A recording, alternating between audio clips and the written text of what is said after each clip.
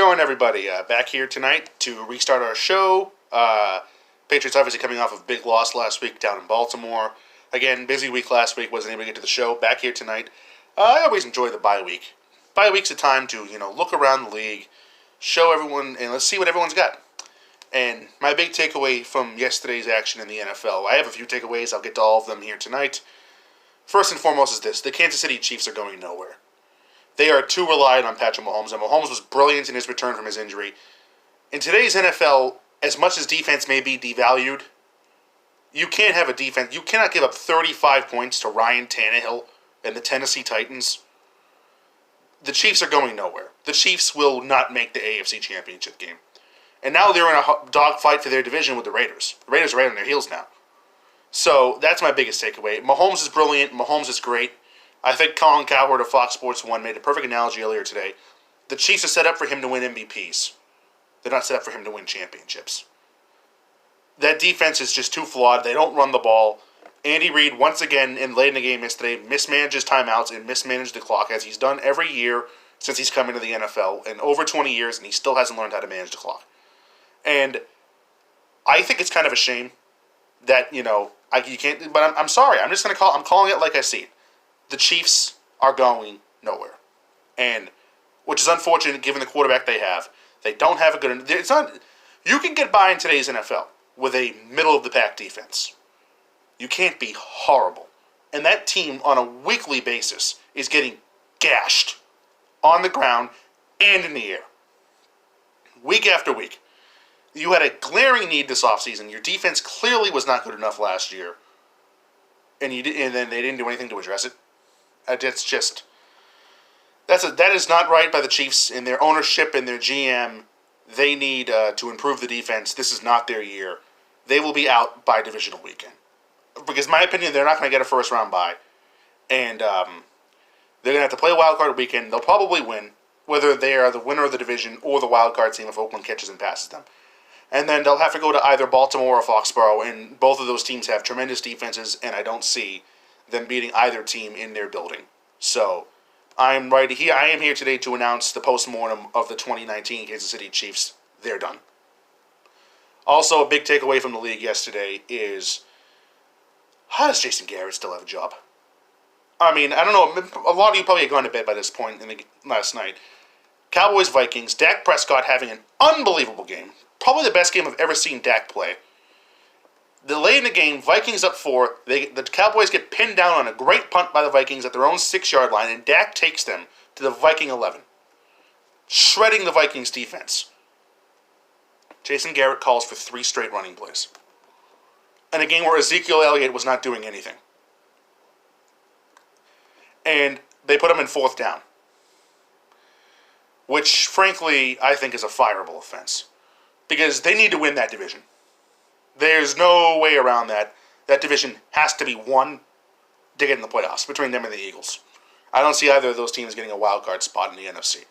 They have to win that game. To win that division. And you have to win that game. You have a great game like that from Dak Prescott. Unbelievable. Like I said earlier, just maybe the best game he's ever played.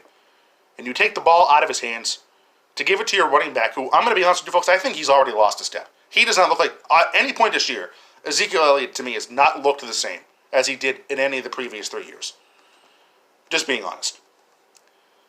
And above all else, it's just like, Dak Prescott, people can just acknowledge reality. Dak Prescott is good. Why is that so hard for people to say? He's good. He's not great. He's not earth-changing. He's not game-changing. He's good. He is a top 10 quarterback in the league. And yes, I'm being sincere. He is a top 10 quarterback in the league. He's better than Carson Wentz. He's the best quarterback from that 2016 draft because he sure as hell is better than Jared Goff, which I'll get to later on. And you take the ball out of his hands in that situation, what are you doing?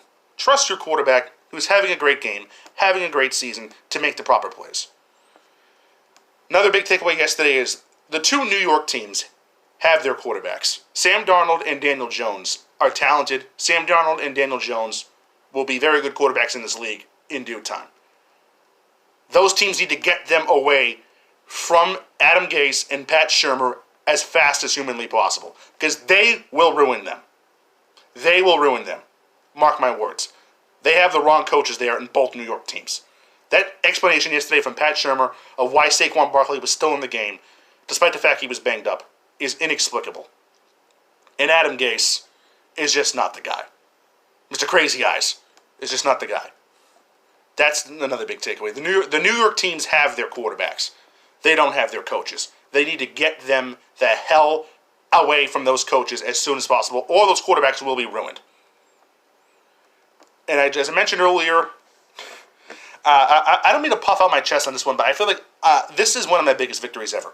Folks, just take an L. Just admit it's true. Jared Goff sucks. He sucks. Okay? It's not that, just admit it. He sucks. He's not good. Yesterday was another that was so enjoyable for me to see how badly he played in Pittsburgh. And Pittsburgh's another story. How badly he went there and played. 2 interceptions. A lost fumble. Again, when he has no O-line, he's hopeless. He doesn't have a quick enough release to make up for a bad O-line. Todd Gurley's done. The receivers are banged up. He's done. That is going to be the worst contract in football by the time the Rams get to the end of it. That was a big mistake. They should never have signed Goff to that deal. Goff's... okay, I'm not going to... Okay, you know what I'm going to say? Goff's a bum. You're not going to win with that guy. And I know, they got to the Super Bowl last year. He is the sole reason the Rams lost that Super Bowl. Because A, they shouldn't have been there. And B, he was awful in that Super Bowl. Because he sucks. Just folks, just admit it. Use your eyes. Don't give me all the 4,000 yards he had last year, whatever the metric is that he had last year. Just watch the man play. Watch his fundamentals and watch him when his Sean McVay goes out of his ear. He sucks. Just face reality. 2 more things I want to get to tonight. First and foremost is this. The Baltimore Ravens are the best team in the AFC. I believe today if the Patriots have to go to Baltimore for the AFC Championship game, they will lose. John Harbaugh has had success against Bill Belichick in the past, and he's sticking to the script. Whatever the percentage call is, he's doing, and he deserves a lot of credit for that. Great defense, great weapons, and above all else, Lamar Jackson is the real deal. And I give the Ravens a lot of credit because they've gone with an unconventional approach. And time will tell if this is sustainable because we all thought this was in the deal when Robert Griffin III came into the league in 2012, who ironically now is Lamar Jackson's backup. And they've committed to it and it's worked. Lamar Jackson right now is in a 2-man race for MVP. Right now I think it's him and Russell Wilson. Maybe Deshaun Watson can enter the conversation on how he finishes the rest of this year. That's a big one. And the other thing I want to get to is, and we'll get into this more later in the week, the young quarterbacks in the league and the drafting of quarterbacks in this league. And how, lately in drafts, the quarterbacks taken high have been worse than the quarterbacks taken below. The most glaring example to me is 2014. Blake Bortles and Johnny Manziel are the top 2 quarterbacks to go. And Teddy Bridgewater, who just went undefeated in his time with the Saints. Saints, another story, lost to the Falcons yesterday. Derek Carr and Jimmy Garoppolo, who are not world beaters, but they're functional, reasonable, above-average NFL quarterbacks, go at the end of the first round and in the second round behind Blake Bortles and Johnny Manziel, who are a backup and out of the league. 2016, I just said it earlier, I'll say it again. Dak Prescott was the best quarterback in that draft because he's better than Carson Wentz and he's better than Jared Goff. 3rd round pick. And the most glaring example above all else of the overvaluing quarterbacks at the top of the draft, to me at least, Mitchell Trubisky. The Bears trade up from 3 to 2 and give up a 2nd and a 3rd round pick to get Mitchell Trubisky, and they leave Patrick Mahomes and Deshaun Watson on the board to go to the Chiefs and Texans. If you're a Bears fan, I would want to bury my head in I don't even know what, with the fact that those 2 quarterbacks were there, and the Bears have never, ever, our grandparents did not see the Bears have a quarterback, let alone our parents or us. The Bears have never had a good quarterback. And those 2 guys were there, and your team took Mitchell Trubisky. Unbelievable. And let's go back to last year.